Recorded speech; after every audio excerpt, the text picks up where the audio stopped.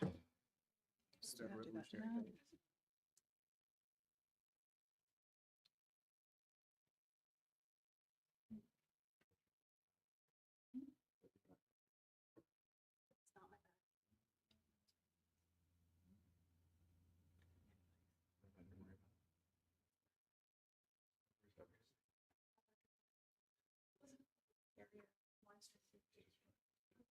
Are we ready to start this thing? I think where is it, noon? 1 minute.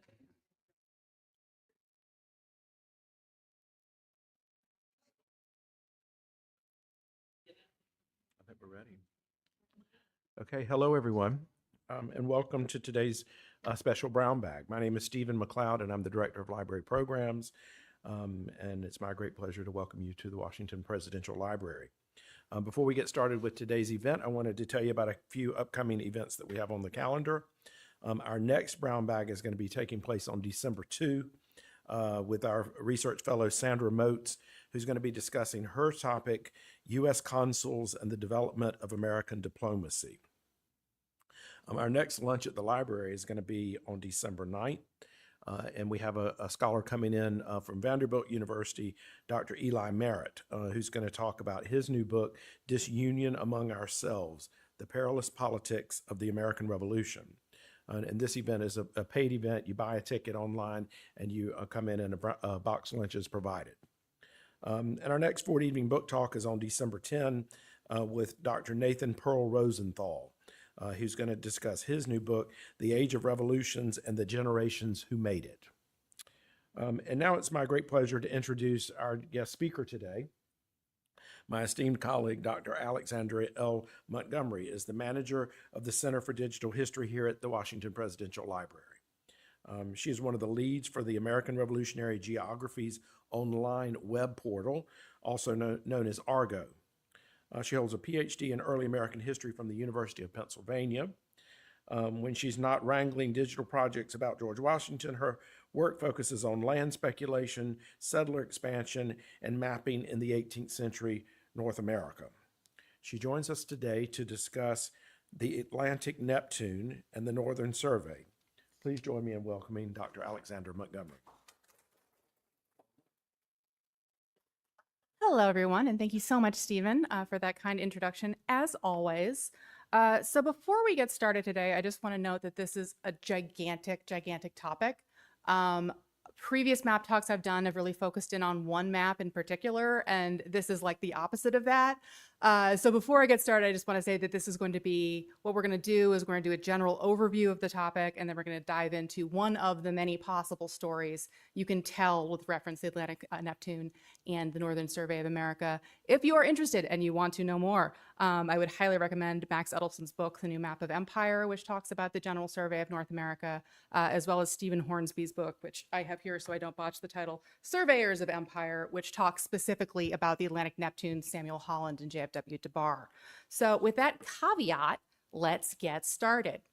So the first thing I want to do is talk a little bit about ARGO. Stephen mentioned it in his introductory notes. This is argomaps.org, American Revolutionary Geographies Online.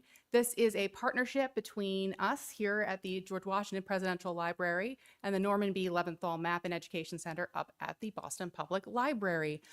This is a really exciting project that is meant to be basically your one-stop shopping, one full service portal for 18th century map topics. We have about over 3,000 maps on there right now, all of North America, all made between 1740 and 1800. Beautiful high resolution from a number of different institutions. We've got maps from the British Library. We've got maps from the Library of Congress. We've got our maps. We are going to be bringing in a little over 100 maps from the Royal Danish Library very soon, which is really exciting. Lots of fun manuscript maps of Greenland, which is part of North America. My North America includes Greenland. So it's a great resource. These talks are to support the work of ARGO. Highly recommend you check it out if you haven't. If you have, maybe check it out again. Or for a third time. Tell your friends. We have stickers. Let me know. I like to begin all of these map talks that I do talking a little bit about George Washington and maps to give you a sense of like, okay, so I'm at Mount Vernon. This is George Washington's house. We love it. What on earth does it have to do with maps? Why is there a person up here talking to me about maps? And the reason is that George Washington, as I have said repeatedly and will say many more times again in the future, was a map guy. He thought geographically, he acted geographically, and he interacted with maps for his entire life. On the most basic level, he made maps. His first job, and I'm sure many of you have heard me do this spiel before, but I'm going to do it anyway as a refresher for all of you. There will be a test. His first job, if you will, was as a surveyor. This is an example of a survey he did when he was very young, when he was a teenager, that we have in our collection. And he continued to make maps throughout his entire life. He made maps during the Revolution. He was continuing to make maps of his property that he owned right up until the point where he died and then could no longer make maps. Or maybe he could, we just haven't found them yet. He also collected other people's maps. He had a significant map collection. When he died, in his probate inventory, he had at least 57 sort of loose maps on top of a number of atlases, geographies, and other compendiums that contained map information. This is a significant map collection for the time. And it included, not included in the probate, I should say, are other maps that we know he interacted with throughout his life that he simply did not have with him when he died.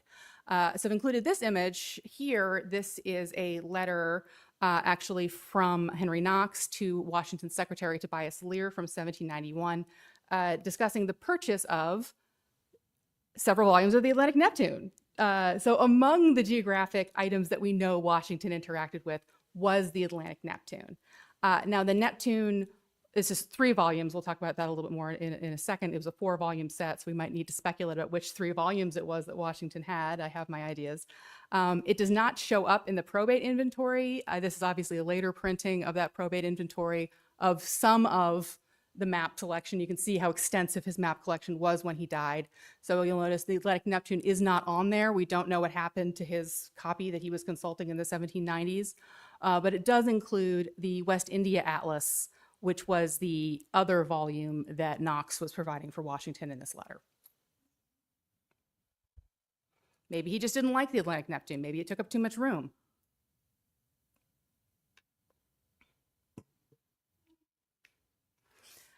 All right. So now that we've laid some of the groundwork for, and I promise this is not a mistake, I have not forgotten what map I'm talking about today. Now we've set a little bit of the groundwork that Washington was a map guy and that among the maps he interacted with was the atlas that we are talking about today. I want to talk a little bit about what the context is for behind the Atlantic Neptune. So I gave a talk about the Hutchins map earlier this year, where I had this slide where I was talking about how the Hutchins map is an example of this mapping of the new North America. And that's basically the same thing that we're going to talk about today. This is, again, the Atlantic Neptune is a, just go here, it is a 4-volume atlas of charts and views and other geographical items that is directly related to this moment in between the end of the 7 Years' War and the outbreak of the American Revolution. So this middle period where the big news that we'll be talking about at the end of the 7 Years' War is all of a sudden the British Empire has more land than they almost know what to do with, right? But one of the things they know to do with it is to map it. And the Atlantic Neptune comes directly from that impulse, from that historical moment. So what is the Atlantic Neptune? As I mentioned before, it is a 4-volume atlas. You can see here, this is the Mount Vernon Library's copy. Ours is in 5 volumes for reasons that no one is entirely sure of, but it was originally published as a 4-volume set. So one of the volumes has been broken up here. It was first published in 1777. There are several editions of it that have substantial changes in between the editions. They get more detailed, more things are added to the plates, some new maps are added. And it is also, most importantly, very, very, very large, almost unmanageably large. And for those, which I think is part of why ours is in 5, because they've split up one of the larger volumes into 2 to try to make it a little bit easier to deal with. And so for those of you who are here today, lucky enough, I have managed to convince our wonderful special collections librarian, Caroline Sharp, to haul out one of our volumes. Thank you, Caroline, just so you can get a sense of the scale of this project. She has not let me open it because it's in slightly fragile condition and the safety of these volumes is paramount, but we wanted to let you see the scale of what we're talking about here. And when you go and when you see it, and think about this image here, the shelf is about this wide. These are big, big, big volumes. And within those volumes, a lot of the maps fold out. So the maps then are even bigger again than the already very large bound volume. So this is a really incredibly monumental work. I think monumental is the word you want to think about. If you take nothing else away from this, the Atlantic Neptune is a monumental work of surveying and charting in this interwar period. The other thing is, so I said there's 4 volumes. What are these 4 volumes of? What are we looking at? Are we looking at everything? Is this all of North America? Is this like an Encarta World Atlas or something kind of a situation? And the answer is that it's not. It's 4 gigantic volumes that are pretty specifically about a relatively small area. So we have 1 volume on Nova Scotia. We have one volume on the Gulf of St. Lawrence, a volume on New England, and then a 4th volume, which is the smallest volume, on sort of New York and South. Is this a little bit surprising to folks? Maybe here's a poll. Who has heard of Nova Scotia? Hands. Thank you, all of you. Good, that makes me happy. Who has been to Nova Scotia? Significantly fewer people. That's 3 people for the sake of our streaming audience. Who has thought about the importance of Nova Scotia in the period between the 7 Years' War and the American Revolution, not because of a conversation they had with me? 1 person, 3 people. All right, let's talk later. Awesome. But this points to something that I think is often lost in larger overviews, which is that this area, and we often think of Nova Scotia as kind of like remote and inconsequential. I've joked that it kind of functions as a northern Timbuktu when you're trying to make jokes about really remote places, was actually vitally, vitally important in this interwar period. In part because the story I want to tell you today about the Atlantic Neptune, which again is only one story of many you could tell using these volumes as a source, is about the Atlantic Neptune as a vision for British North America, a really aggressive pitch for what the future of the British Empire would be that never happens. It's a sales pitch for something that never comes to fruition, which makes it kind of a strange thing to look at now with all the things that we know. All right, I am going to back up a little bit and talk more about the context of the 7 Years' War, which will give you some background for why it is that this gigantic, multi-volume, incredible, monumental work spends so much time caring about Nova Scotia and the Gulf of St. Lawrence. And when it says New England, it's New England, but it's really Maine. So really this northeastern area that a lot of us do not spend a lot of time thinking about, to our detriment. Okay, 7 Years' War, pretty basic. 7 Years' War is a major conflagration that happens in the 1750s into the early 1760s between the British and the French. Straw poll, who wins? Shout it out. The British, thank you. I would have used a little bit more enthusiasm on that, but yes, the British win.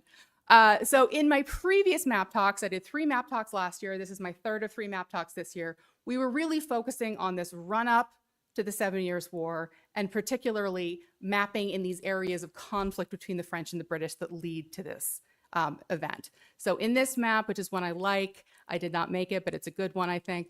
A lot of the mapping energy that I have been talking about previously, especially last year, is taken up by these areas that are striped, about these areas that are in sort of conflict and tension between the French and the British empires. That includes the Fred Jefferson map of Virginia, which is a wonderful early map that really for the first time focuses on Western Virginia instead of just the Chesapeake.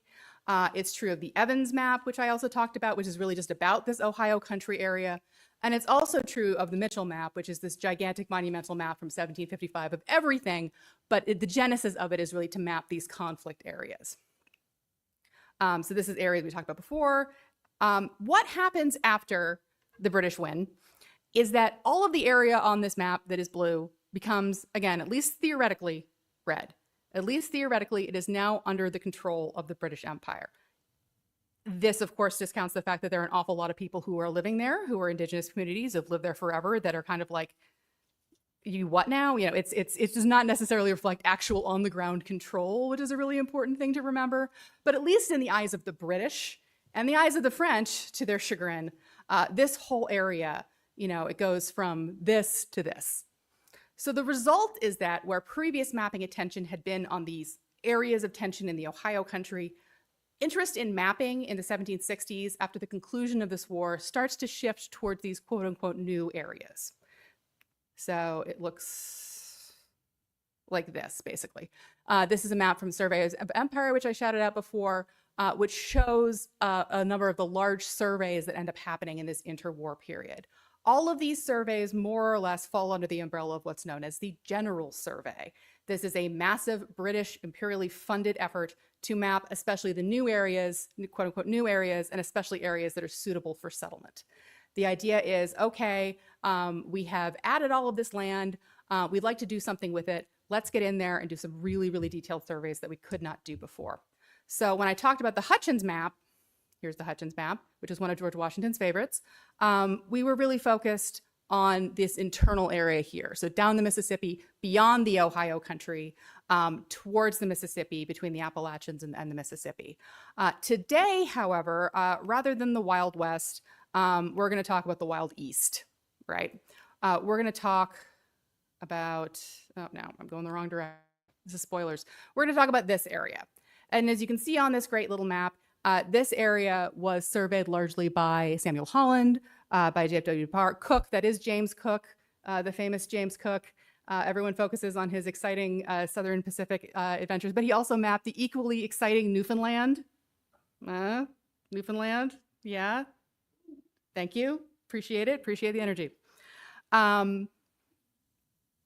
So again, this, I don't want to front mic. To back up a little bit here, one of the reasons why I think this story is unfamiliar to people, this idea that these northern coastal areas of what's now Atlantic Canada were so important in this period, is because a vision of what North America should be that talks about settler expansion from east to west, moving ever westward into that area mapped by Hutchins towards the Mississippi, kind of won, right? That's our image of America that we know. Sea to shining sea, manifest destiny, all of those good things you got quizzed on when you were doing high school history and geography. And it was also, I should note here, because we are in George Washington's house, that vision of a westward expanding United States, British settler colony experience was very much one that George Washington shared. I can and I have made the argument that a lot of founders cared a lot more about Nova Scotia than we give them credit for, but this was not true of Nova Scotia, or of George Washington. George Washington actually did not care about Nova Scotia at all. So I wanted to throw that in there, that George Washington was very much a westward expansion guy. I'll talk a little bit more, but he was given frequent opportunities to invest in land opportunities in Nova Scotia in the Northeast, and he either politely declined or simply never wrote back. So again, what I'm talking about today is this other alternative vision that never happens, this vision of where expansion in the British Empire is not east to west, but north to south. It's about an attempt to draw settlers up into these northern areas, and in order to facilitate that, the creation of these surveys, they're going to survey out, mark out where folks could settle, where folks could live.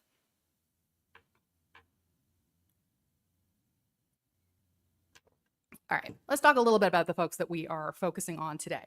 So there are two big names in this northern surveying effort and that results in the 4-volume monumental Atlantic Neptune. They are Samuel Holland on the left and Joseph Frederick Wallet Dbar, which is a phenomenal name, on the right there. These are both very bad portraits. I once spent probably like 2 entire work days trying to track down better versions of both of these portraits and failed miserably. This is the best I could do. My apology especially to Samuel Holland, who has really done a bit dirty by this image. So they are roughly contemporaries, as you can see here. They were both military figures. They got their map training in the military, and they were both among the finest surveyors and map makers that were active in North America during this period. They were really, really incredibly talented at what they did. So to talk about Samuel Holland a little bit first, oh, ignore that caption. I forgot to change it. That's wrong. He was born in 1728. He died in 1801. He was born in the Netherlands. Both Samuel Holland and JFW Dbar worked within the context of the British Empire. Both remained loyal to the British during the American Revolution, but neither of them were actually born in Great Britain or the colonies. Holland was born in the Netherlands. He was active in mapping during the 7 Years' War. He made many very important maps, particularly around the campaign in Quebec that ensured British victory. He was very highly respected, and the General Survey was in some ways his brainchild. He came back to Britain after the 7 Years' War saying, what we should do next is we should undertake these massive general surveys. The British said, that's a good idea, and we'll fund it. Much to their chagrin later, because again, this was just a tremendous money sink. And they made him Surveyor General for the Northern District. So the General Survey was divided into 2 parts. We're talking about the northern part today, but there was also a southern part that surveyed Florida, Georgia, Gulf of Mexico area. That was spearheaded by Dbar, who was also a very talented military surveyor and also a religious mystic. So maybe I'll talk about him at some point because he's also kind of a whole thing. Unfortunately, there is no religious mysticism in today's talk, but there are mistresses, which we'll get into later. So Samuel Holland is in charge of the whole surveying effort for the entire northern area. And he is arguably best known today. The map of his that you see the most about, weirdly enough, is this beautiful little map of the island of St. John, what is now known as the Canadian province of Prince Edward Island. This is a map that Washington did own. He has it in an atlas that's now at Yale. He also received several letters from friends informing him of the exciting speculative opportunities in PEI, which again, as far as I can tell, he simply did not respond to, but he was very aware that this was an option. So this is a very fine map in part for its incredible accuracy. You know, if you look at this, you can tell the PEI is kind of a wacky shape. It has very irregular coastlines. It is, I mean, no piece of ground is standard, right? That's not how geographical forces create land. They do not create perfect squares. But PEI especially is a bit of a challenge from a surveying perspective. And this is, and if you look at older maps that try to do PEI, it's always like weird little lumps or like vaguely ovoid shapes. And this is really just head and shoulders above it. This is a tremendously beautiful, accurate map. He also does the work of laying out the plots that will come up for sale. So this is really, it's not just a neutral map of this area. It is very specifically a map that's like, here's an area, let's divide it up into chunks and sell it. That's what it's for. It's a land sale mechanism. Now, JFW Dbar, who is the author of the Atlantic Neptune, although it is not, of course, solely his effort, was also involved, and once again, I did not change the caption, that's on me, who was also involved in this. He was born in 1721. He dies at the ripe old age of 103 in 1824, which feels suspicious to me, but that is what I keep seeing over and over again, so I will let him be 104 or 103. He was born in France, right on the Swiss border. He came from a Huguenot family, so he was raised Protestant, which meant that there were not a lot of opportunities for him in Catholic France. So as a young man, he goes to Great Britain. He receives military training there in mapping and engineering, and like Holland, becomes a very well-respected, very talented map maker, surveyor, and cartographer. Now, Holland gets the job of overseeing all of the Northern Survey. Dbar gets the job of the Nova Scotia Coastal Survey. It's kind of under the umbrella of the General Survey. It's kind of not. It works out well because Dbar and Holland did not really get along. There is indications that Dbar was like really annoyed that Holland got tapped for the general surveyor job. He's like, oh, it should have been me, you know. So lots of office politics and things like this, you know. But in his Nova Scotia position, they don't have to interact very much, although they're sort of doing the same kinds of things. The work of the Nova Scotia survey is done between 1764 and 1772, 77. There are things that happened in the 1770s that hopefully everyone in this room is familiar with that had an impact on the ability to survey coastal areas. We'll get into that a little bit later. Spoiler, it is the American Revolution. And he is the one, it is Dbar that creates the Atlantic Neptune. The maps in it are indebted to the work of Holland and the work of many, many other people, but it's really sort of Dbar's baby, if you will. So here is our, again, reminder, this is the title page. And again, I really do just want to hammer home how incredibly large and monumental this thing is. And this is a quote here, which is from 1784 from a French journal, but really sums up generally how people talk about this thing, both at the time and today, that it is the most splendid collection of charts, plans, and views ever published. And I think that that is still more or less true from the vantage point of 2024. This thing is an incredible, monumental achievement.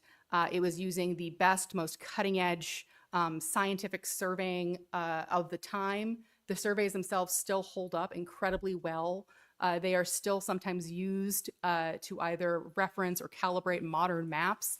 It is difficult to overestimate just how good these maps really are, which makes it difficult for me then to try to give a short talk on this 4-volume set, because I could stand here all day and just like go through them one by one, and then it would be tomorrow, and then it would be the next day, and then it would be the next day, and we would all be starving, want to go home, and it would be a bad time for everybody. So what I'm going to do is I'm going to show a couple characteristic types of things that are in here, and then we're going to dive a little bit deeper on just one map, and I'm going to tell you a story about what we can learn from that one map, hopefully leave you wanting more.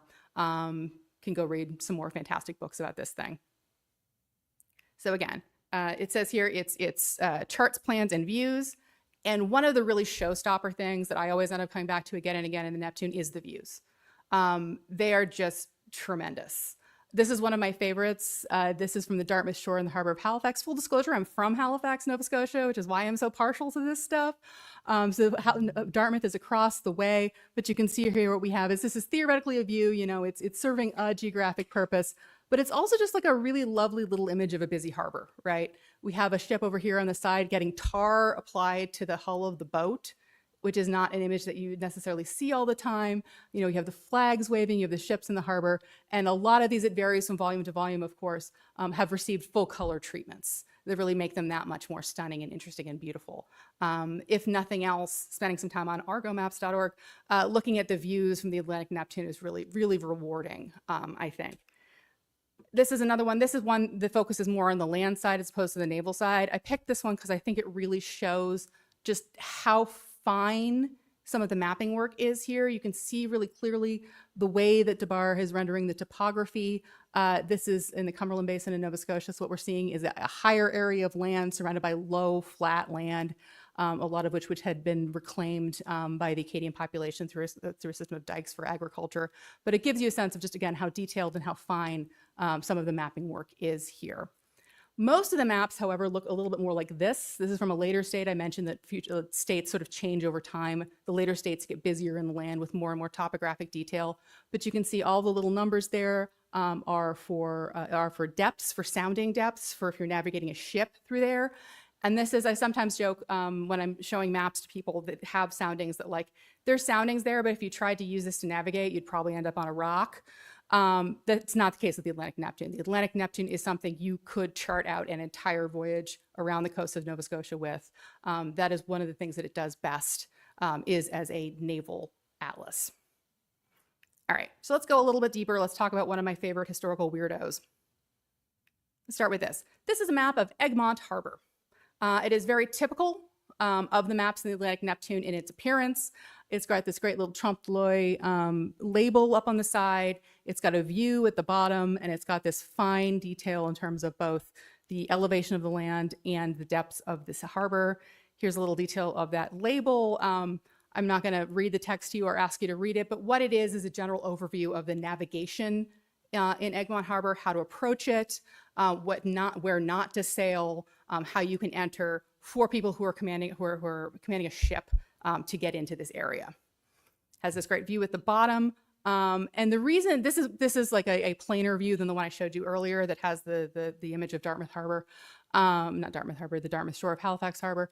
But more of the views are like this, which would have a more transparent navigational purpose. So the idea is like, if you're in your boat and you're approaching this harbor and you have somehow have your gigantic volume of the Atlantic Neptune open in front of you, you can check what you're seeing versus what this is, right? That will allow you to properly navigate, not end up on a rock, not end up scuttled with all of your things taken by various pirates, which is always the goal.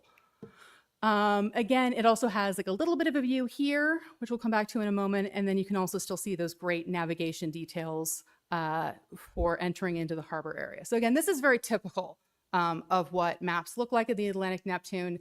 You may see this, keep going, not think anything of it, but there is in this, I am convinced, a deeper story that gets at some of the larger ambitions of the Atlantic Neptune. We're going to start here though, which is again, you can see how accurate this is. On the right is just a Google Maps screenshot that I took this morning of the same area. On the left is the map. It's pretty good, yeah? Let the record show that everyone agrees with me. It's quite accurate. I'm going to do a poll of the audience though. Does anyone notice anything else about looking at these two images in which they are dissimilar, perhaps not accurate? Depth and soundings, we do not have that on Google. Google is not good for your boat. What are the names?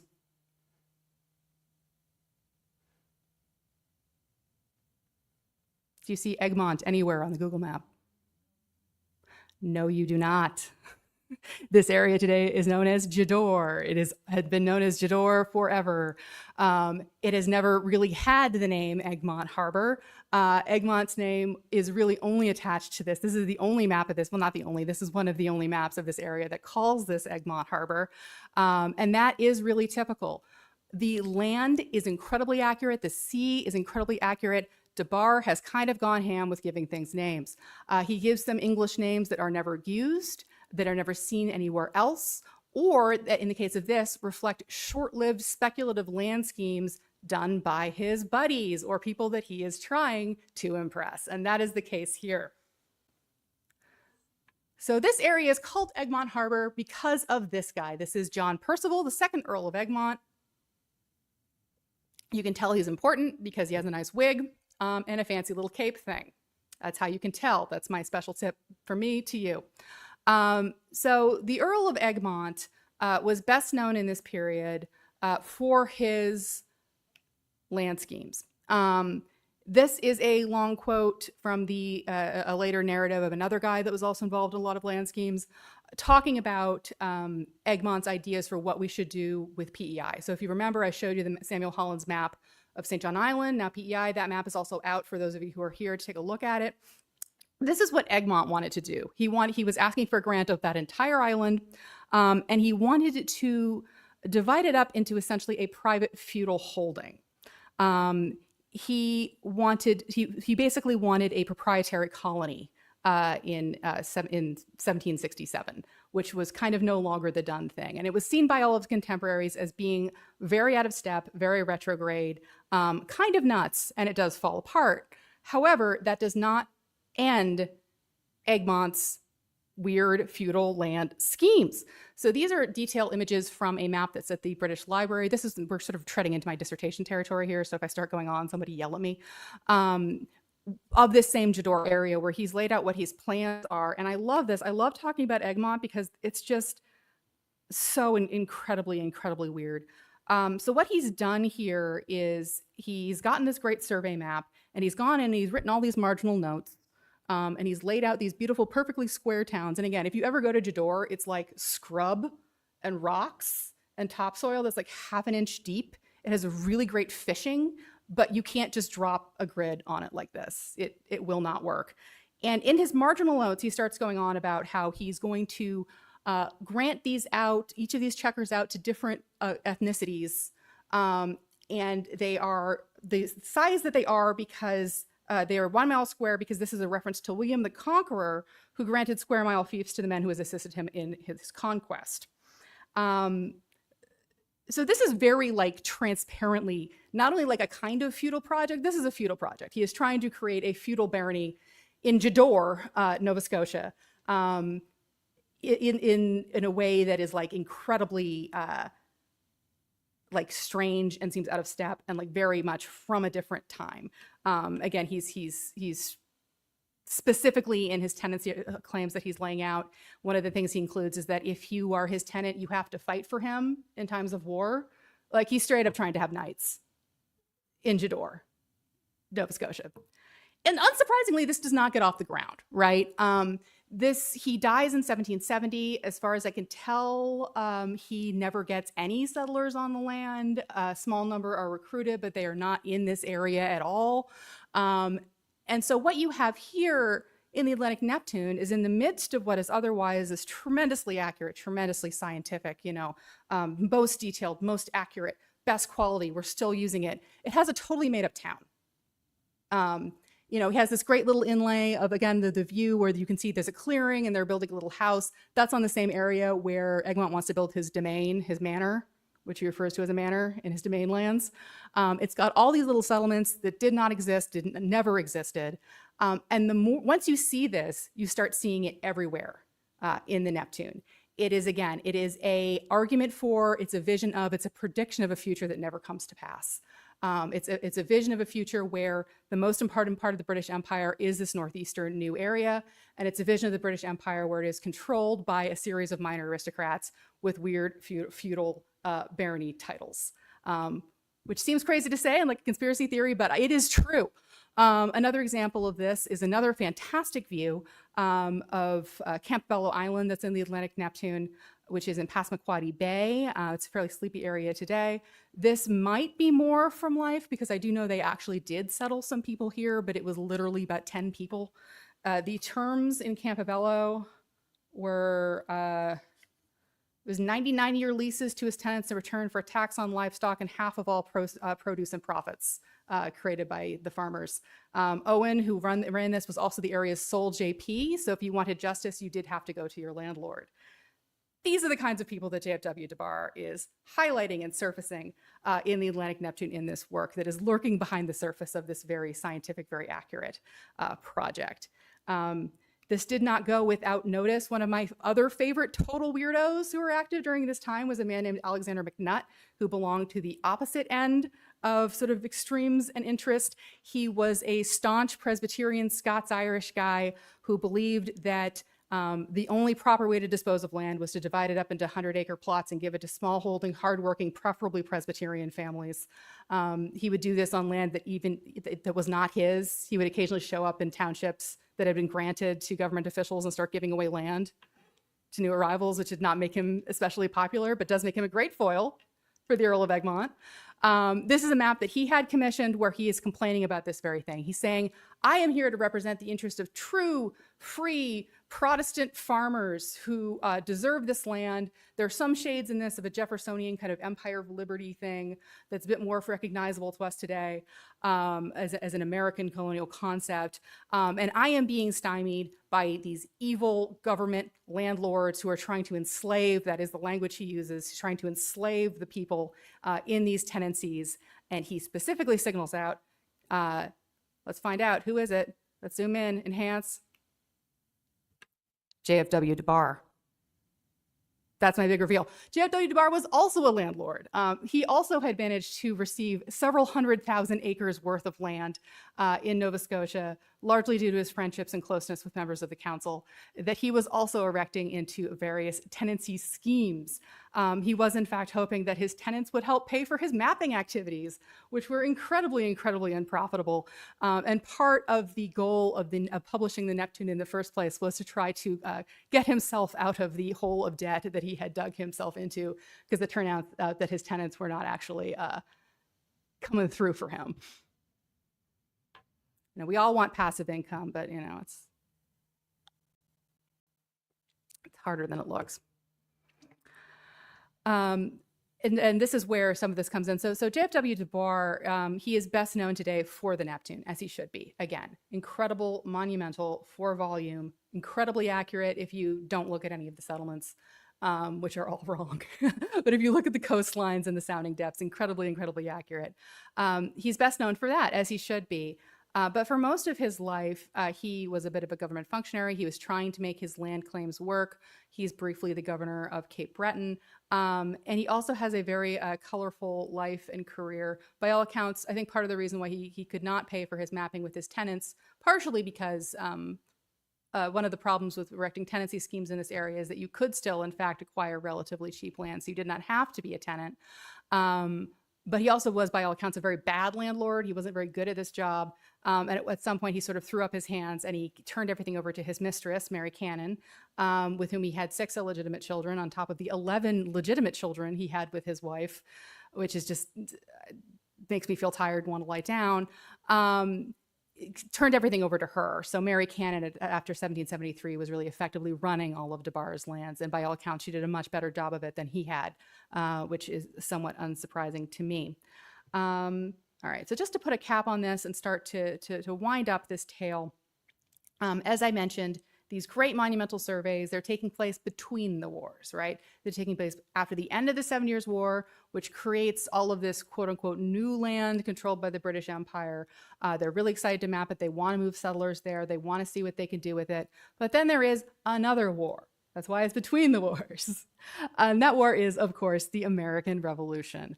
And this directly impacts both the Atlantic Neptune, the things that are in it, as well as this project of surveying the area. One of Dbar's lieutenants in this project, who he worked with very closely on the Nova Scotia survey, gets captured at one point by patriots in Machias, Maine, and held as a prisoner of war while he is attempting to survey the area. And you also see the Neptune itself for publication is 1777. Bleh. It's kind of rushed to get out there because all of a sudden the idea of having new maps becomes incredibly important, as it always does during war. And later, even in the first edition, but in later editions as well, you start to see more and more images of the war itself.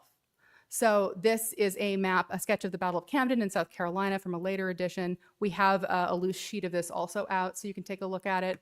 It has characteristic demonstrations of changes in height there, included in the Neptune. And so really what you can see is, you can see this underlying layer of the fact that it exists, the fact that it's focused on all of these like strange land baron projects, of this vision of what North America was going to be, what it could be, what people like Dbar wanted it to be, which was a much more tightly controlled, much more hierarchical, much more feudal, focused on this northern area, getting directly interrupted by the outbreak of the American Revolution.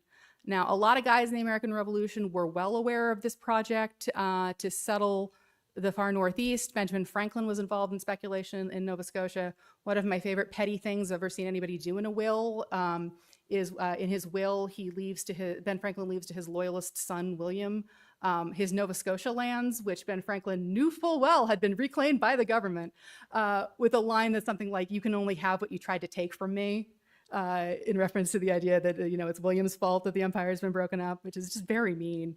So Ben Franklin was deeply involved in this. A lot of people in Philadelphia were deeply involved with Alexander McNutt directly, actually, as agent, and got burned pretty badly by this. Not George Washington, again, strictly focused on Ohio. Which maybe I think it's very fitting that George Washington, our most American of Americans, the hero of the Revolution, was the one that had that vision of an East-West United States of North America, because that is the vision, of course, that wins out.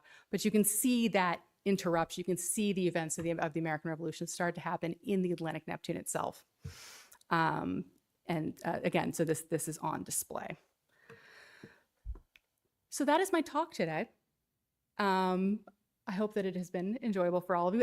So I have done several of these. Again, if you're interested in this, you can go and you can see some of the older talks that I've done. I did 3 on the 1750s. I did 2 previously this year on the Hutchins map and the Montresor map, trying to kind of telling the story of the imperial crisis of this period in between the wars and what mapping was going on there. We don't have anything scheduled for next year, but I am hoping to continue on with these series. Maybe talk a little bit more about American Revolutionary maps as we get into the anniversary period. But that is all I have for you today. So thank you so much. And we have time for questions if anyone has any.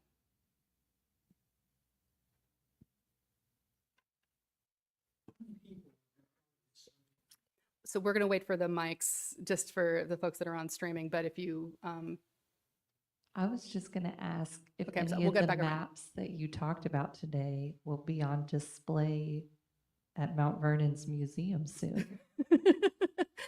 Thank you, Jill. Not affiliated whatsoever with the Mount Vernon Museum. Yes, none of the ones I talked today are, but we are going to be having a really exciting new exhibition of maps from the Ted and Mary Wendell collection, and also the Richard Brown map collection, opening in January. Well, yes, this is several of these are. So the Hutchins map, the Fry Jefferson map, and the Evans map will all be on display for that. So if you are local, if you are here, please come and take a look at that in January. That's going to focus on Washington's westward vision. I think that's going to be a really fantastic exhibition. I'm really, really excited for it. Does not involve any of the Atlantic Neptune. Maybe we can do that later. All right, thumbs up. Love it. I have a question about the history of this, I guess. This is a period, 1770s, of very heavy flow of indentured servants to the mid-Atlantic colonies. Why would anybody think that people would want to go on a 10-year feudal, quasi-neo-feudal arrangement to the rocky but lovely soils of the maritime provinces? That is a tremendously good question. And it is one that is sort of the central concern of a lot of my academic work, is why anybody thought this would work. Because first of all, it didn't. And second of all, why would you think that it would? This is a time also when even sort of free tenancies, when you could get pretty cheap, if not free, land in freehold in Nova Scotia at this period. And they couldn't even attract settlers to buy the land. So it is a real question. As far as I can tell, I think it was just the people who were doing these projects saw themselves as gentlemen, right? They saw themselves as in a particular mold of a lot of them. Some of them were aristocrats. A lot of them weren't. A lot of them were just sort of on the Nova Scotia Council or friends with people on the Nova Scotia Council, but they had pretensions to this kind of gentlemanly status. And this is the 18th century. It was much more common in Great Britain than it was in the colonies, but this is still an era where land holding is part of what made you a gentleman, right? Having land that was worked by tenants that you were not giving away was one of the markers of status. And I really just see it as a bunch of these guys trying to attain that status, despite the fact that it like really transparently, manifestly wasn't going to work.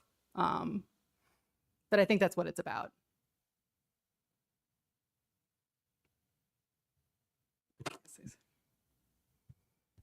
How about a little of the mechanics? Yeah. of Doing this survey, like how many ships, unlike a ground survey where theoretically it's not so risky aside from Native American attacks. But having been in the Navy myself for 30 years, I mean, you start moving around the coast and specifically not knowing what's there. Sounds pretty risky. So like how many ships, how many people, how long did it take? Well, the answer to how long did it take was a very, very long time. Again, so this starts in 1764. It's really not done when the American Revolution breaks out. It's still very much in progress. So it's a slow process. I know less about the really on the ground brass tacks, how they did this, than I should.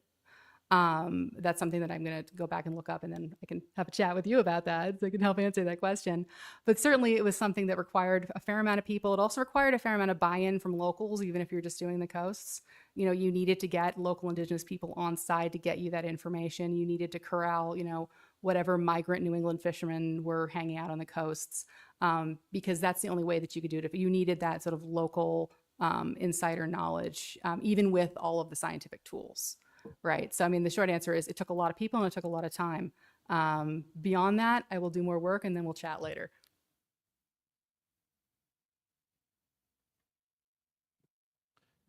Was there a sense that the Proclamation line of 1763, by closing off, allegedly, westward movement, would promote settlement in these regions? I mean, it is far-fetched in some ways to think people would go here, and the reason people went here is because of the revolution, which then it made it so loyalists didn't want to be all the places that were actually, you know, farmable and stuff. So my forthcoming book will, but yes, no, and actually, if you look at a lot of the work that the Board of Trade was doing in preparing the proclamation, so the Proclamation line, 1763, of course, it's best known for drawing a line down the ridge of the Appalachian Mountains and saying, okay, we are not going to allow any white settlers west of this line, right? That's the thing we think about the most. But in the text of the proclamation is also setting up new colonies, and it's also very explicitly calling for settlement in both Nova Scotia and Florida. That is part of the purpose. And if you look at some of the planning documents and some of the later sort of justifications for why they did this, that is the main justification, right? It's not necessarily, there's a whole concern, of course, about not creating new wars with Indigenous people, but you get the sense that at least for a lot of the people who thought up this project, the point was to try to force people into Nova Scotia, into Florida, into areas that people are not like, quote unquote, naturally going to want to go because of the aforementioned like 1/4-inch topsoil of incredibly startlingly high acidity and 5-second growing season. But again, great fishing. So that was very much in the plain text of it. It was like, we can't get people to settle here any other way. We want people to settle here. We need people to settle here. But if we just let them go wherever, they're going to go to Ohio. And we don't want them to go there. And that's almost like word for word what people are saying about the proclamation line. So that was very much in many ways the intended purpose of the proclamation line, as well as the surveying to facilitate that.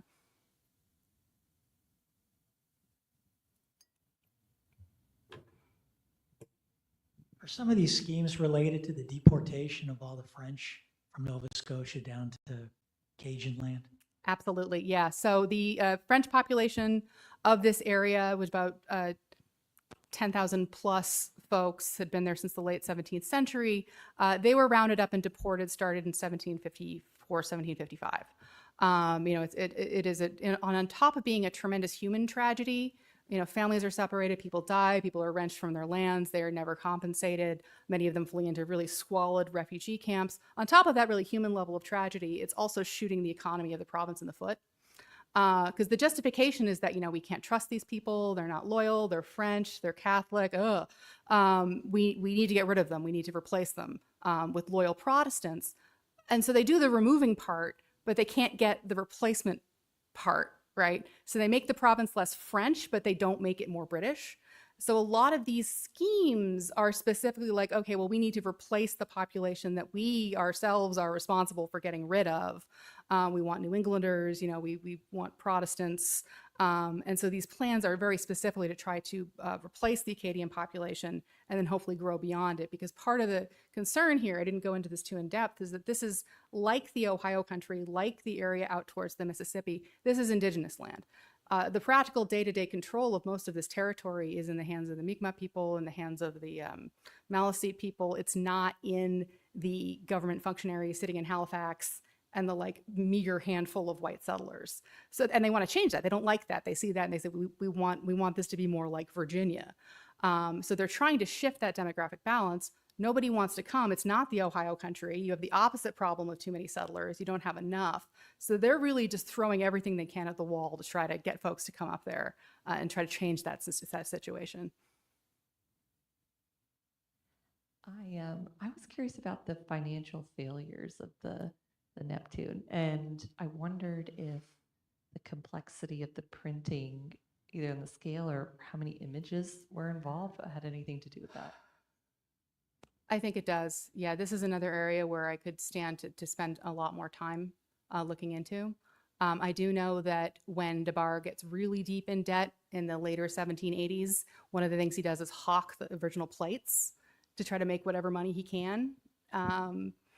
And the publication of the Neptune was underwritten by the British Admiralty, so he wasn't even necessarily solely personally out of pocket for this. But even then, it certainly does not turn a profit. It's incredibly important. You see acquisitions of it, like with Washington, for governmental purposes. It's also in the original. The Congress acquires it in 1783. At least one volume of it, probably the southern volume of it, because it is so good and so important. But it is not a runaway bestseller. This is not Pamela. This is not Twilight. And yeah, nobody's making money on this. And I think it is because it is so large, it is so complicated. Dbar goes through several versions of this. He's always updating it. He's always improving it, which is not cheap. And it just ends up costing everybody money. I think it costs the Admiralty something like $100,000 in then times money, which is obscene. And then the General Survey also cost a gigantic amount of money. So it's a money sink. But thank goodness, because it's great. And that's how we got the Stamp Act. No, Any further questions? Great. Well, thank you all so much. I really appreciate y'all coming here, and I'm happy to talk more.